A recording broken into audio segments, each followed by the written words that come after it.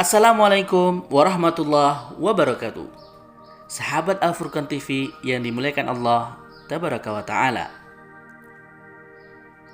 Tema buletin kali ini berjudul Dai milik semua golongan. Allah Subhanahu wa Ta'ala berfirman dalam Quran surah Saba ayat 28 yang artinya, dan kami tidak mengutus kamu melainkan kepada umat manusia seluruhnya sebagai pembawa berita gembira dan sebagai pemberi peringatan. Tetapi kebanyakan manusia tiada mengetahui.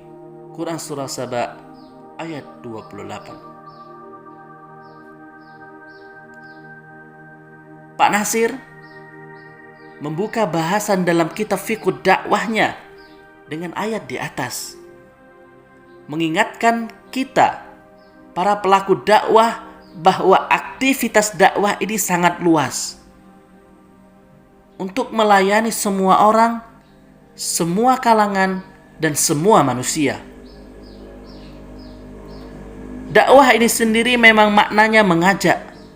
Ada saatnya yang diajak adalah orang yang sama sekali belum pernah faham, termasuk yang memusuhi.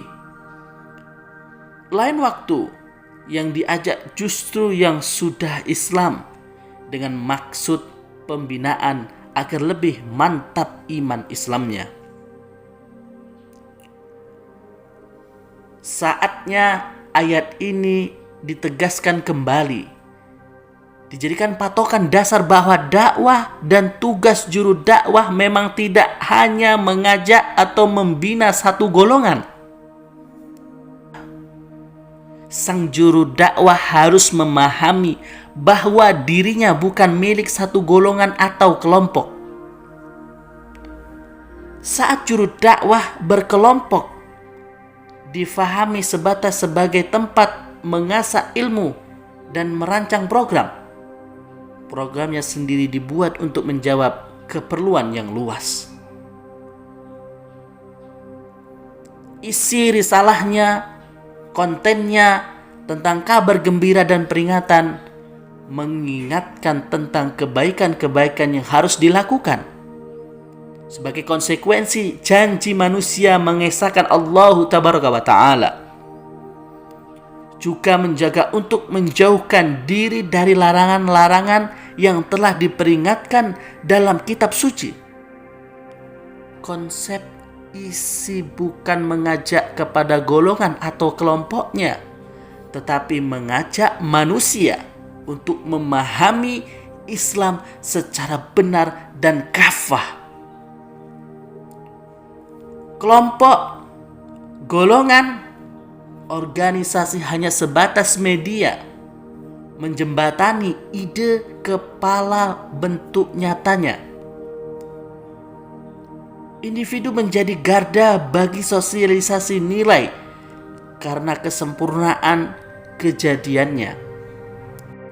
Fi ahsani taqwim, sebaik-baik ciptaan, dimaksudkan agar konten pesan lebih mudah dijalankan.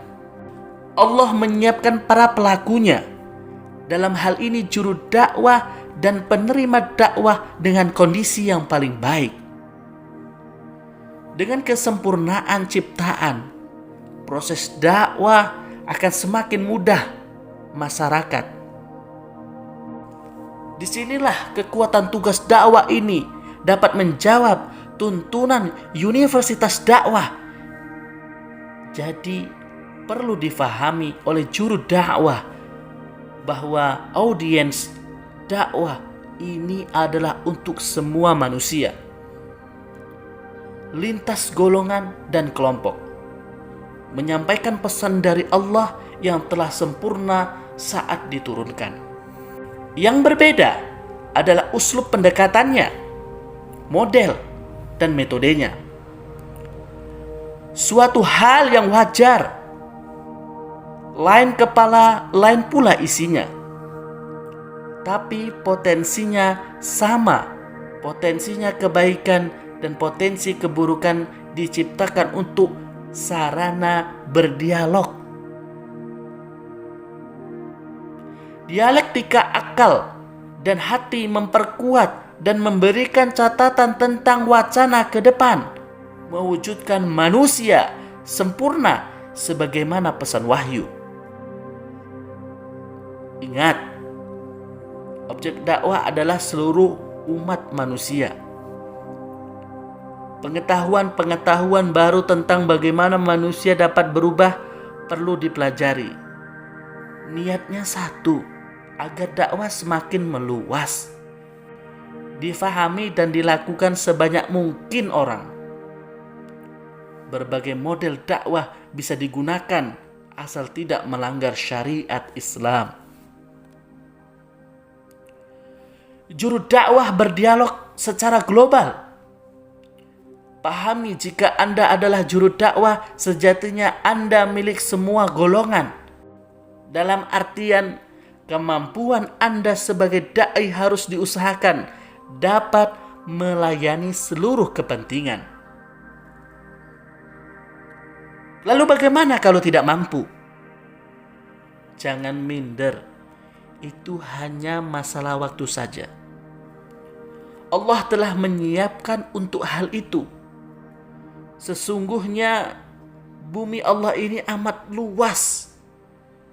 Berterbaranlah kalian.